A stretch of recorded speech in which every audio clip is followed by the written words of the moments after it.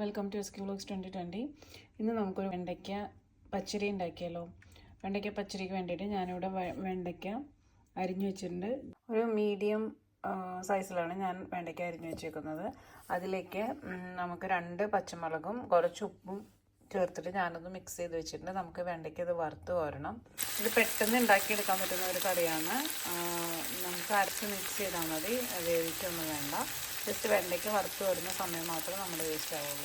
ഇതിന് അരപ്പിന് ആവശ്യമുള്ള സാധനങ്ങൾ കുറച്ച് തേങ്ങ, കുറച്ച് തൈര്, നല്ല പുളി ഇല്ലാത്ത തൈര് വേണം ഇതിൽ ചേർത്ത് കൊടുക്കാനായിട്ട്.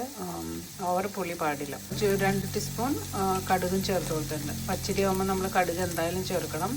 പിന്നെ അതിലേക്ക് 2 പച്ചമുളകും കൂടി ചേർത്തിട്ട് നമുക്ക് നന്നായിട്ട് പേസ്റ്റ് പോലെ ഒന്ന് അരച്ചെടുക്കാം.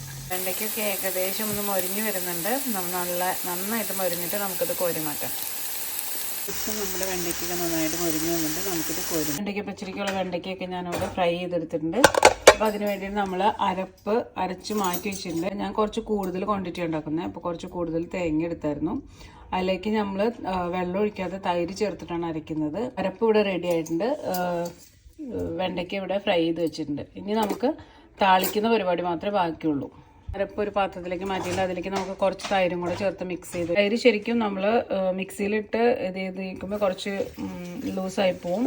അതുകൊണ്ട് നമ്മൾ ഇതുപോലെ ഇങ്ങനെ ബീറ്റ് ചെയ്തെടുത്താൽ മതി. അപ്പോൾ നമുക്ക് നല്ല തിക്കായിട്ട് തന്നെ കിട്ടും. അതിലേക്ക് താളിച്ച് ചേർക്കാൻ വേണ്ടി കടുക്, വറ്റൽമുളക്, കറിവേപ്പിലയും കൂടെ ചേർത്തെടുത്തിട്ടുണ്ട്. അപ്പോൾ നമ്മൾ താളിച്ച് കൂട്ട് ഇതിലേക്ക് ഒഴിച്ചു കൊടുത്തിട്ട് നമുക്കൊന്ന് മിക്സ് ചെയ്ത് കൊടുക്കാം. നമുക്ക് ഇതിലേക്ക് വറുത്ത് വെച്ച് വെണ്ടയ്ക്ക ചേർത്ത് കൊടുക്കാം.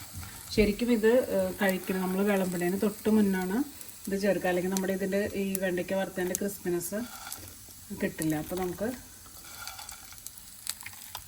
സദ്യയിൽ വിളമ്പണേന് മുന്നേ നമുക്ക് വെണ്ടയ്ക്ക ചേർത്ത് കൊടുത്താൽ മതി. അപ്പോൾ നമ്മുടെ വെണ്ടയ്ക്ക പച്ചരി റെഡി ആയിട്ടുണ്ട്.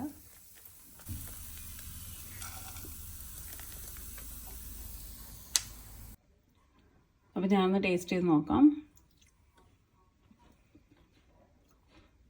നല്ലൊരു ക്രഞ്ചിനെസ്സും പിന്നെ ഒരു സ്മൂത്ത് ടെക്സ്ചറാണ് നമ്മുടെ തൈരിൻ്റെയൊക്കെ. നല്ല ടേസ്റ്റ് ഉണ്ട്. അപ്പോൾ എല്ലാവരും ഈ ഓണത്തിന് ഇത് വെണ്ടയ്ക്ക പച്ചരി എല്ലാവരും ഉണ്ടാക്കി നോക്കാം. അഭിപ്രായങ്ങളൊക്കെ അറിയിക്കാം. Like, share and subscribe. Thank you for watching.